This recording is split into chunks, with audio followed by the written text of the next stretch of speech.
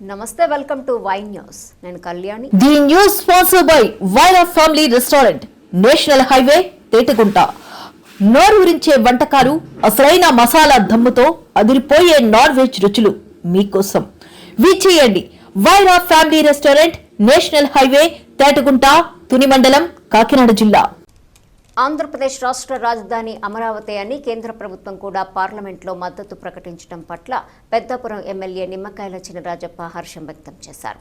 పెద్దాపురం పట్టణంలోని అంకయ్యపేట చేనేత సొసైటీ ఆవరణలో విలేకరులతో ఎమ్మెల్యే నిమ్మకాయల చినరాజప్ప మాట్లాడుతూ రాష్ట్ర ప్రజలకు అమరావతి రాష్ట్ర రాజధానిగా గుర్తిస్తూ కూటమి ప్రభుత్వం అసెంబ్లీలో తీర్మానం చేయడం జరిగిందన్నారు. తెలుగు ప్రజల చిరకాల కలను ఇటు రాష్ట్రంలోనూ అటు కేంద్రంలోనూ మద్దతు ప్రకటించడంపై ప్రజలు హర్షాతిరేకాలు వ్యక్తమవుతున్నాయని పేర్కొన్నారు.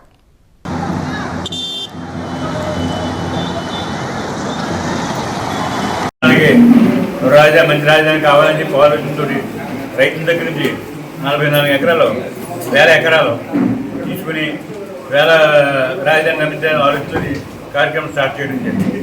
ఆయన మంచి రాజధాని నిర్మాణమే కాకుండా అందులో కోర్టులు, అలాగే సెక్రటరియట్, అలాగే అడ్వకేట్స్ జడ్జిల భవనాలు, అలాగే ఎమ్మెల్యే భవనాలు, మినిస్టర్స్ భవనాలు కూడా అందరూ కట్టాలని చెప్పి ఆలోచనతో స్టార్ట్ చేసి ప్రారంభించారు. హైకోర్టు కూడా మరి అక్కడ నుంచి పని కూడా ప్రారంభించింది. సెక్రటరియట్ అసెంబ్లీ కూడా అక్కడ నుంచి ప్రారంభించాం. జగన్ గవర్నమెంట్ వచ్చిన తర్వాత దాని మూడు రాజధాని అని చెప్పి తీసుకొచ్చి కొంచెం డిస్టర్బ్ చేసినప్పుడు రైతులందరూ కూడా ఫైట్ చేసి పోరాటాలు చేసి అనేక పోరాటంతో భూమి ఇచ్చిన రైతులందరూ కూడా ఇబ్బంది పడ్డారు. వాళ్ళందరూ కూడా పోరాటాలు చేశారు.